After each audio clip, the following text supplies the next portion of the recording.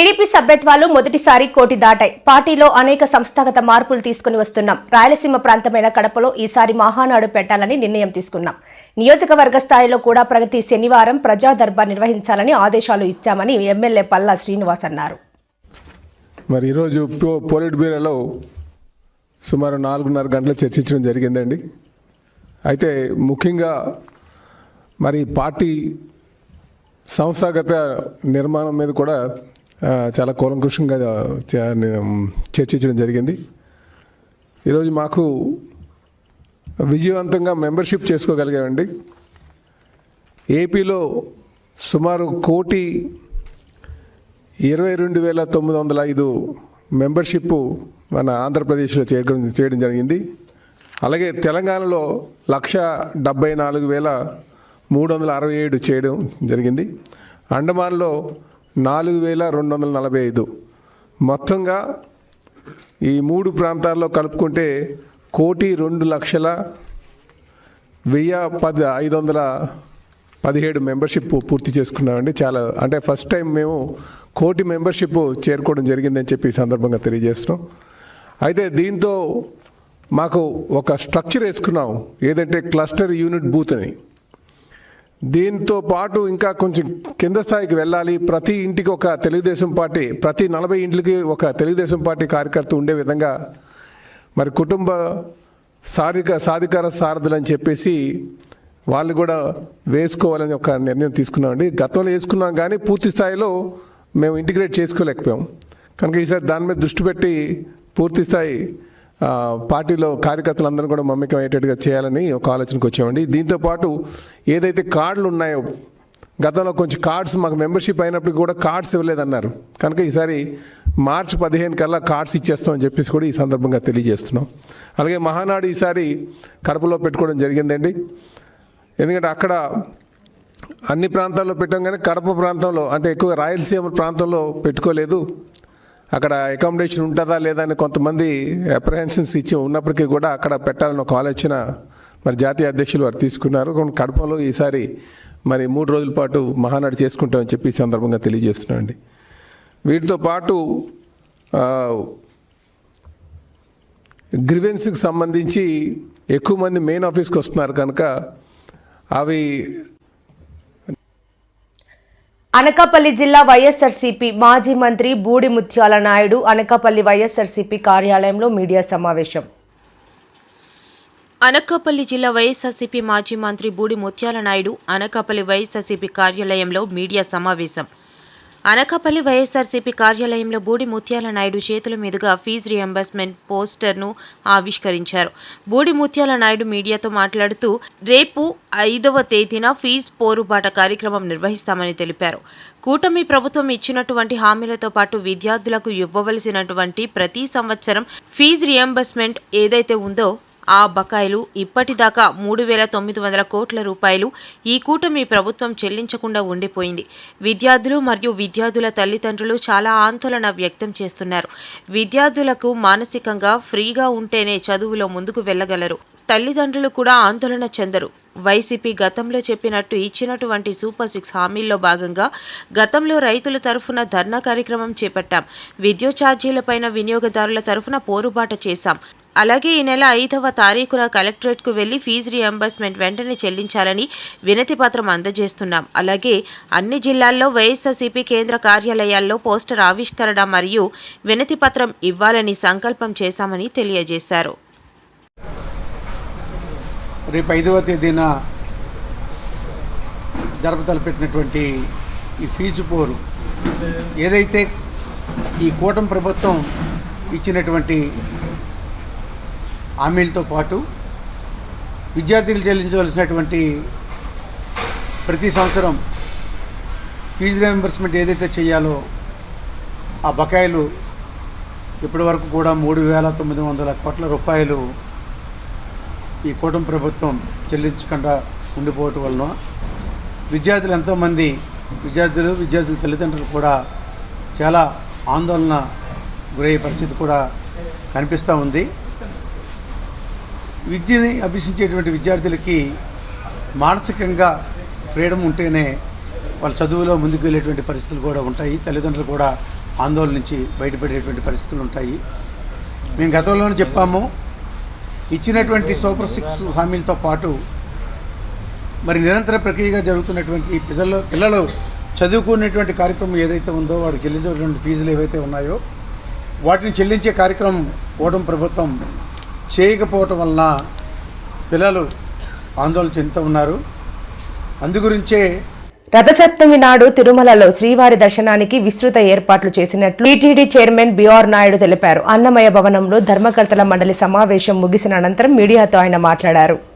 4వ తారీఖు నాడు ఫిబ్రవరి 4వ తారీఖు 5:30 గంటల నుండి 8 గంటల వరకు సూర్యోదయం, 6:44 AM సూర్యప్రభ వాహనం, ఉదయం 9 గంటల నుంచి 10 గంటల వరకు చిన్న శేష వాహనం, ఉదయం 10 నుంచి మధ్యాహ్నం 12 వరకు గరుడ వాహనం, మధ్యాహ్నం 1 గంట నుంచి 2 గంటల వరకు హనుమంత వాహనం, మధ్యాహ్నం 2 నుంచి 3 గంటల వరకు చక్ర స్నానం, సాయంత్రం 4 నుండి 5 వరకు కల్పవృక్ష వాహనం, సాయంత్రం 6 నుండి 7 గంటల వరకు సర్వ ఉపాల వాహనం, రాత్రి 8 నుండి 9 గంటల వరకు చంద్రప్రభ వాహనం. ఈ విధంగా మలయప్ప స్వామి వారు ఊరేగింపు ఉంటుంది. దానికి అనుగుణంగా పలు సేవలు, ప్రివిలైజేషన్, దర్శనాలు ఇవన్నీ కూడా రద్దు చేయడం జరిగింది. అష్టదళ పాద పద్మారాధన, కళ్యాణోత్సవం, ఉంజల సేవ, ఆర్జిత బ్రహ్మోత్సవం, సహస్ర ఉంజల దీపాలంకరణ సేవలు ఇవన్నీ కూడా రద్దు చేయడం జరుగుతుంది. ఎన్ఆర్ఐలు, చంటి బిడ్డల తల్లిదండ్రులు, సీనియర్ సిటిజన్లు,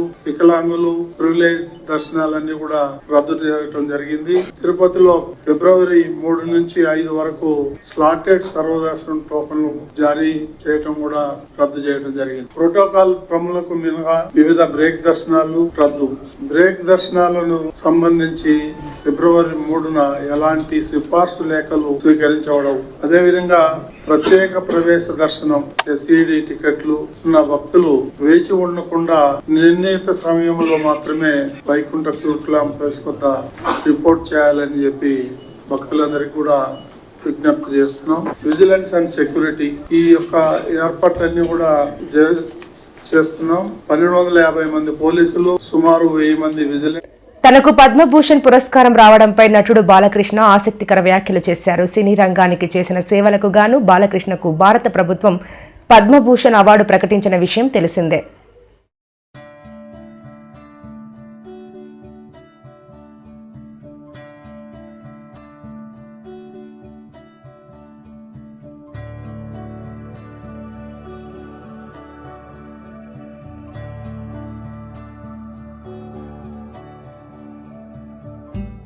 పద్మభూషణ్ వచ్చిన సందర్భంగా, అంటే పద్మభూషణ్ నన్ను వరించిన సందర్భంగా, ఎందుకంటే నేను ఎప్పుడేమీ ఆశించను జీవితంలో, నా పనిని నేను చేసుకుంటూ వెళ్ళిపోతుంటాను. కాబట్టి పదవులకు నేను అలంకారమేమో కానీ పదవులు నాకు ఇప్పుడు అలంకారం కాదు.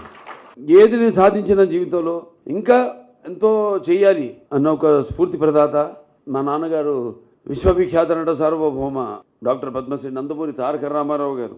ఎవరు వాళ్ళ పాత్రని బాగా పోషిస్తే వాళ్ళ రంగాల్లో వాళ్ళు రాణిస్తారు. ఇదిగో ఇటువంటి పద్మశ్రీలు కానివ్వండి, పద్మభూషణ్లు కానివ్వండి, పద్మవిభూషణ్లు కానివ్వండి, లేకపోతే గ్యాలంటరీ అవార్డ్స్ కానివ్వండి, అవి వెతుక్కుంటూ వస్తాయి వెనకాలే. ఇందాక మాటల్లో ఎవరు అన్నప్పుడు అన్నారు, నాకు వచ్చింది పద్మభూషణ్, ఏదైతే మీకు దూరంగా ఉందో, అంటే ఇవాళ నాకు వచ్చింది, ఇవాళ మీ అందరికి వచ్చినట్టే నేను భావిస్తాను. దేనికి ఆశించకుండా, ప్రతిఫల ఆపేక్ష లేకుండా మన వంతు మన పని నిబద్ధతతో, ఒక క్రమశిక్షణతో, పట్టుదలతో, సరైన దారిలో మనకి ఏదైతే సమాజం ఇచ్చిందో దానికి ప్రతిఫలంగా సొంత లాభం కొంత మానుకుని అన్నట్టు సమాజానికి ఉపయోగపడితే ఏదన్నా మనం సాధించవచ్చు. చాలా మంది అంటున్నారు ఇది ఇంతకు ముందే రావాల్సిందని పద్మభూషణ్. వాడు చెప్తాను, నేను ఎప్పుడు ఆధ్యాత్మిక చింతనలో ఉంటాను, పూజలు ఎక్కువ చేస్తుంటాను. పూజ అంతవరకే, ఆ తర్వాత నా వృత్తి, నా ఆలోచనలు, అదే నాకు దైవం. అది యాదృచ్ఛికమో కాకతాళీయమో నాన్నగారి 100వ జయంతి సందర్భంగా ఆంధ్రప్రదేశ్లో శాంతి భద్రతలు కరువయ్యాయని మాజీ మంత్రి బొత్స అన్నారు. కరణం ధర్మశ్రీ పదవీ బాధ్యత స్వీకరణ కార్యక్రమంలో పాల్గొన్నారు. కూటమి ప్రభుత్వం గ్రామాల్లో వైసీపీ కార్యకర్తలపై తప్పుడు కేసులు బనాయించి వేధింపులకు గురి చేస్తోందని తెలిపారు. ఇంకో విషయం కూడా చెప్తాను. ఇందాక ఈయన మాట్లాడుతున్నప్పుడు అంటాడు, సమయం అంటాడు, ఒకళ్ళు అడుగుతున్నాను ధర్మశ్రీ తాలూకా ఫోన్ నెంబర్ మీ అందరూ ఎంతమంది ఉంది ఫోన్ నెంబర్ చెప్పండి. మిగతా వాళ్ళు తెలియదా? ఎందుకు లేదు? ధర్మశ్రీ నీ దగ్గర ఎంతమంది ఉంది ఫోన్ నెంబర్లు? ఎప్పుడైనా నాయకత్వం మనకు కావాలని మన నాయకత్వం ఇవ్వాలంటే ముందు వాళ్ళకి అందుబాటులో ఉండడం అనేది మనకు అవసరం. కార్యకర్త కోరుకునేది ఇదిగో నాకు ఫోన్ నాకు వచ్చి ఎవరైనా చేస్తే పర్వాలేదులే, మా ముత్యాలయంలో ఉన్నారు, మా ప్రెసిడెంట్ ఉన్నారు, లేదు మా పార్టీ పరిస్థితి మా పార్లమెంట్ పరిస్థితులు ఉన్నాడు, లేదు మా అమరు ఉన్నాడు, లేదు మా నాయకులు ఉన్నారనే ఒక భరోసా ఉన్నాడే ఏ పార్టీ అయినా ముందుకెళ్తారు. అంతే తప్ప మన సమావేశాలు పెట్టుకొని ఊరిగా మనం మాట్లాడుకొని మనం సొల్లు పెట్టుకుంటే అవ్వదు.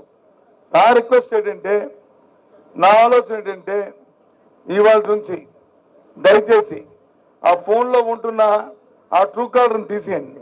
ఆ పేరు ఎవడు ఎల్లయ్య పుల్లయ్య ఎంపీపీ జడ్పీసీ కాకుండా ఎవడైనా ఫోన్ చేస్తే ఎత్తి ముందు మీరు సమాధానం చెప్పడం చేయండి. దాంతో సబ్జెక్టు దాంతో అయిపోతుంది. ఇందులో మా రాంబాబు గారు చెప్పారు, చంద్రబాబు నాయుడు పరిపాలన, ఆయన చేసిన మాటలు ఆయనకు అలవాటు.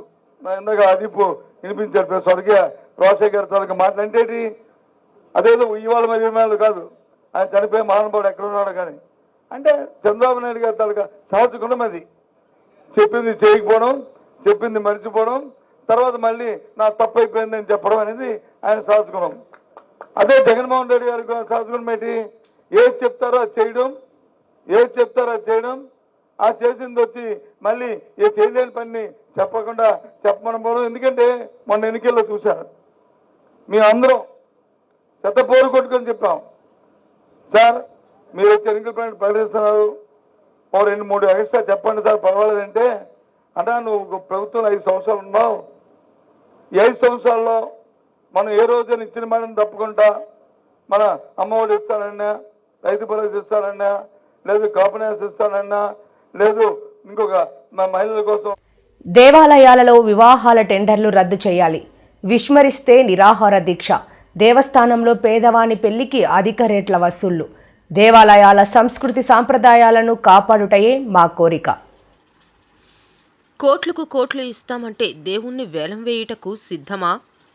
సనాతన హిందూ ధర్మ పరిరక్షణ సమితి జేఏసీ కన్వీనర్ శ్రీ పూడిపెద్ది శర్మ మాట్లాడుతూ, ఆంధ్ర రాష్ట్రంలోని అతిపెద్ద దేవాలయాల్లో ఒకటైన సింహాచలం దేవస్థానం ఒకటి. అయితే ఇక్కడి అధికారులు ఇక్కడి విచ్చేయు భక్తుల నుండి వివిధ రకాలుగా నిలువు దోపిడీ చేస్తున్నారు. అందులో భాగంగా శ్రీ వరాహలక్ష్మీ నృసింహస్వామి కొండపైన నిరుపేద భక్తులు వివాహములు చేసుకునేందుకు దేవస్థానం అధికారులు టెండర్లు వేసి పెళ్లి చేసుకునేందుకు గుత్తేదారుడి ద్వారా అధిక మొత్తంలో వసూళ్లు చేస్తున్నారు. ఇది వరకు ఎన్నడూ లేని ఆచారాన్ని 2 సంవత్సరాలుగా నడుపుతున్నారు. ఈ విషయంపై మా సంస్థ ద్వారా పలుమార్లు అధికారులకు వినతులు సమర్పించిన ఉపయోగం లేదు. దేవస్థానాలలో ఉద్యోగాలు చేస్తూ జీవనోపాధి పొందుతున్న అధికారులు హిందూ దేవాదాయ ధర్మాన్ని, సంస్కృతిని తుంగలో తొక్కుతున్నారు అనటానికి ఇదే తార్కాణం. జనవరి 22న కొండపైన పెళ్లి మండపాల కోసం టెండర్లు పిలిచి అర్ధాంతరంగా నిలిపివేయడం హర్షణీయం. అయినను కొండపైన వివాహములు జరుపుకునేందుకు అనువైన ప్రదేశములు, వసతి గాని, మంచినీటి సదుపాయం కాని, పెళ్లివారు భోజనాలు చేయుటకు అనువైన సత్రములు కాని లేకుండా ఇక్కడే మొక్కుకున్న పాపానికి భక్తులను ఆర్థిక వనరుగా భావించి భక్తులను ఇబ్బందులకు గురి చేస్తున్నారు. ఈరోజు ఈ సింహాచల ప్రాంతం తొలిపాంచం వద్ద హిందూ ధార్మిక సంఘాలన్నీ కలిసి ఇక్కడికి విచ్చేసినటువంటిది. పత్రికా సమావేశంలో చెప్పదగిన ముఖ్య విషయం ఏమిటి అనంటే, కొండ మీద దేవస్థానం వారు, ఎండోమెంట్ వారు కలిసి భక్తులు వచ్చి ఇక్కడ వివాహాలు చేసుకునే వారికి ఎలక్ట్రికల్ డెకరేషన్ మండపాలు, షామియానాలు, కుర్చీలు వేలంపాట పెట్టారు. ఇది చాలా దారుణమైనటువంటి చర్య. ఎప్పటి నుంచో భక్తులందరూ కోరుతున్నారు ఇటువంటి పాటలు తీయమని. ఎండోమెంట్ వారికి లాభదాయకమైనటువంటి పని మాత్రమే చేస్తామనేటట్టుగా ఎండోమెంట్ మొండి వైఖరితో కూర్చుంది. మరి ఈసారి పాటకి ముందరే మేము చెప్పడం జరిగింది. జేఏసీ నుంచి ఒక లెటరు, అలాగే హిందూ ధార్మిక సంఘాల నుంచి కొంతమంది కొన్ని లెటర్లు సబ్మిట్ చేయడం జరిగింది. అయ్యా మేము భక్తులకి ఉచితంగా మండపాలు ఇస్తామని చెప్పి అది కూడా పెడచెవిన పెట్టి పాటను ఆఫ్ చేసి మళ్ళీ పాట వేస్తాము అనేటువంటి సన్నాహాలు చేస్తున్నారన్నటువంటి వార్తలు వినవస్తున్నాయి. ఇటువంటి సందర్భంలో ఈ జేఏసీ తరఫు నుంచి మేమందరమే ముందరికి రావడం జరిగింది. ఎట్టి పరిస్థితుల్లోని కొండ మీద పాటలు జరిగితే గనక జేఏసీ తరఫు నుంచి నేను నిరాహార దీక్షకు దిగుతాను. మరి ఎందుకయ్యా ఈ పాటలు ఆపాలి? ఇదివరకు 2000, 3000కి ఒక 50 కుర్చీలు డెకరేషన్ మండపం వచ్చేది. మరి ఈరోజు అదే డెకరేషన్ మండపం సింపుల్గా 6500, దేవాలయానికి కట్టవలసినటువంటిది 2000, మిగతా ఇతర ఖర్చులు అన్నీ కలిపి 10,000 రూపాయల వరకు డేకరుతోంది. సంపద సృష్టి అంటే ముఖ్యమంత్రి చంద్రబాబు దృష్టిలో ప్రజలపై పెను భారాలను మోపడమేనని మాజీ మంత్రి కన్నాబాబు మండిపడ్డారు. కాకినాడ క్యాంపు కార్యాలయంలో మీడియాతో మాట్లాడుతూ, ఆయన తప్పేం లేదు, ఆయన సహజ శైలి అది. ఒక వస్తువుకి, ఒక ప్రోడక్ట్కి ఎలా మార్కెటింగ్ చేస్తారో అలాగా తనను తాను మార్కెటింగ్ చేసుకునే వ్యూహంలో భాగంగా సంపద సృష్టిస్తానని, ప్రజలకి కూడా అంతుబట్టని స్థాయిలో సంక్షేమ పథకాలు అమలు చేస్తానని పెద్ద ఎత్తున మార్కెటింగ్ చేసుకున్నారు. ఆ మార్కెటింగ్కి పడిపోయిన ప్రజలు మరొకసారి కషాయం నమ్మినట్టుగా నమ్మి ఇవాళ ఈ భారాలన్నీ మోసే పరిస్థితి వచ్చింది. ప్రధానంగా చూస్తే ఇప్పుడు రేపు నుంచి ఫిబ్రవరి 1 నుంచి ఈ రిజిస్ట్రేషన్ ఛార్జీలు పెంపుదల చూస్తే ఇంచుమించుగా 13,000 కోట్ల రూపాయలు టార్గెట్ పెట్టుకుని ప్రతి ఏటా 13,000 కోట్ల రూపాయలు రిజిస్ట్రేషన్ ఛార్జీలు వసూలు చేయాలని చెప్పి ఒక టార్గెట్ పెంచుకుని నడ్డి విరిచేసే కార్యక్రమాన్ని, ప్రత్యేకించి స్థిరాస్తి విలువల్ని అమాంతంగా పెంచి దాని ద్వారా ఆదాయాన్ని సేకరించే కార్యక్రమం చేస్తూ ఉన్నారు. కేవలం భూముల విలువలే కాదు, స్ట్రక్చర్ల విలువలు, చివరికి తాత్కాలికంగా నివాసం ఉండే షెడ్లు వంటి వాటికి కూడా భారీగా రిజిస్ట్రేషన్ ఛార్జీలని వడ్డించేశారు. అందులో పూరిళ్ళు, పెంకుటిళ్ళు ఏది కూడా మినహాయింపు లేదనే విషయాన్ని మనం ఇవాళ అర్థం చేసుకుంటే, వాళ్ళు ఇచ్చిన ఆదేశాలు చూస్తే అర్థమవుతుంది. ఇంచుమించుగా ఏడాదికి 10,000 కోట్ల రూపాయలు వైఎస్ఆర్ పార్టీ హయాంలో ప్రభుత్వంలో ఆదాయం వచ్చేది. అది ఈయన వచ్చిన తర్వాత రియల్ ఎస్టేట్ పడిపోయి ఈయన అడుగుపెట్టిన వేళ విశేషంలో మొత్తం సగానికి సగం పోయింది. ఇంచుమించు 6,000 కోట్లు వచ్చింది అంటున్నారు. సరే, రిజిస్ట్రేషన్ ఛార్జీలు పెంచడం సహజమే కదా, గతంలో ఎప్పుడు జరగలేదా అనుకుంటే, అప్పుడు జరిగిన దానికి ఇప్పుడు జరిగిన దానికి తేడా ఏంటంటే, ఇప్పుడు వాళ్ళకి కావలసినట్టుగా వాళ్ళ స్థిరాస్తి వ్యాపారులకు కావలసినట్టుగా రిజిస్ట్రేషన్ ఛార్జీలు పెంచారు. ఉదాహరణకి రాష్ట్రం అంతా పెంచితే ఒక అమరావతిలో ఎందుకు పెంచలేదో చంద్రబాబు నాయుడు గారు సమాధానం చెప్పాలి. రాష్ట్రం అంతా పెంచిన రిజిస్ట్రేషన్ ఛార్జీలు అమరావతిలో ఎందుకు పెరగలేదు అంటే, అమరావతి ఎవరు రియల్ ఎస్టేట్ కంపెనీ, ఎవరికి మేలు చేద్దామని మీరు అక్కడ ఛార్జీలు పెంచలేదు అంటే, అమరావతిలో ఛార్జీలు భూముల ధరలు పెంచితే మార్కెట్ విలువ కన్నా తక్కువ ఉన్నప్పటికీ అంత పెద్ద వైట్ అమౌంట్ పెట్టి కొనేవాళ్ళు తగ్గిపోతే మీ మార్కెట్ పడిపోద్దనే కదా మీరు పెంచండి. అప్పుడు రాష్ట్ర ప్రయోజనం లేదా దాంట్లో? వాళ్ళు ఏం చేశారంటే, చాలా చిత్రంగా లేయర్లు అంట, గ్రిడ్స్ అంట. గతంలో ఏంటంటే, ఒక ప్రాంతమో ఒక గ్రామమో తీసుకుంటే ఆ గ్రామంలో ఉన్న, ఆ ప్రాంతంలో ఉన్న మ్యాపింగ్ చేసిన ప్రాంతం అంతా కూడా ఒకే రకమైన పెంపుదల ఉండేది. ఇవాళ అలా కాదు. రోడ్డు పక్కన ఉంటే ఒక రేటు, రోడ్డు లోపలికి ఉంటే ఒక రేటు, మన వాళ్ళు మనకు కావాల్సిన వాళ్ళు ఉంటే ఒక రేటు, మనకు అక్కర్లేనివాడు ఉంటే పగవాడు ఉంటే ఒక రేటు.